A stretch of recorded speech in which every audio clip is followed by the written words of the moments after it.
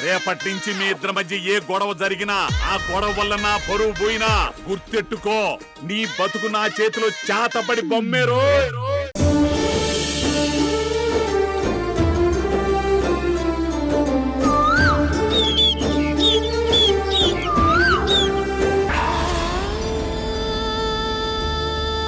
అయ్యిందండి, పెళ్లిపీటలు ఎక్కడమే ఆలస్యం. ఏంటత్తయ్య ఇది? ఈ ఇంటి ఆచారం ప్రకారం ఈ ఇంటి కాబోయే కోడలు ఆ సూర్య భగవానుడికి అర్ఘ్యం ఇవ్వాలంట.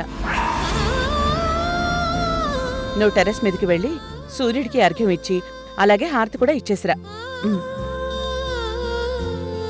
నేను తోడుగా వెళ్తాను. అవసరం లేదు, పెళ్లి కూతురు ఒక్కతే వెళ్ళాలి. నువ్వు కిందకెళ్ళి మిగతా పనులు చూసుకో. సరే అండి. ప్రియా, నువ్వు వెళ్ళు. సరే అత్తయ్య.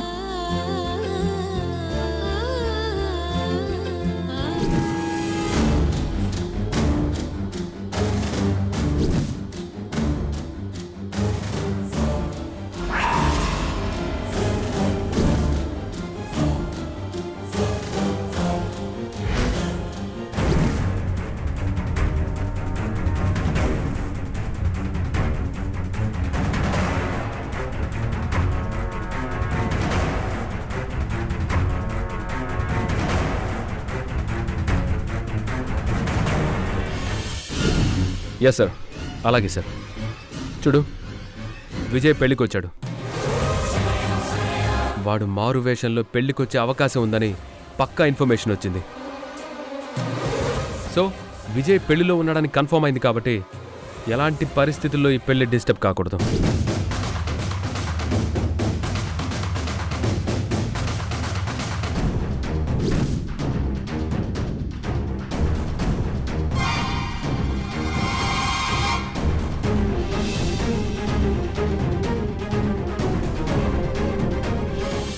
కృష్ణ నాకు కాబోయే బావమరిది.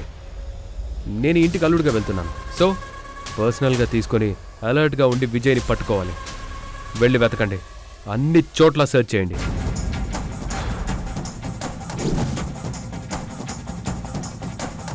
వాడు పెళ్ళయ్యేలోపు ఏదో ఒక దుర్మార్గం చేయడానికే ప్లాన్లో ఉంటాడు. వాడి ప్లాన్ ఫెయిల్ అవ్వాలి. Go go go.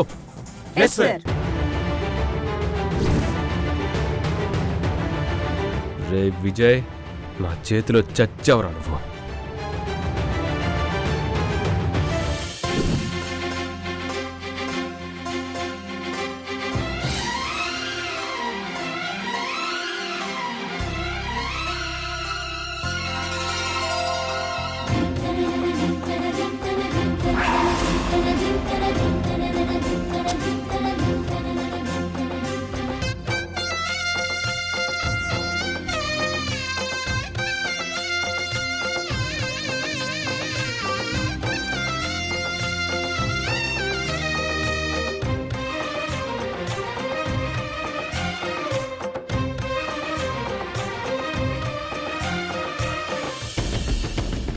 అంతా సెర్చ్ చేశాం సార్. అనుమానాస్పద పర్సన్స్ ఎవరూ లేరు. సరే, పెళ్లి కూతురు పెళ్లి కొడుకు మీద కాన్సన్ట్రేట్ చేయండి.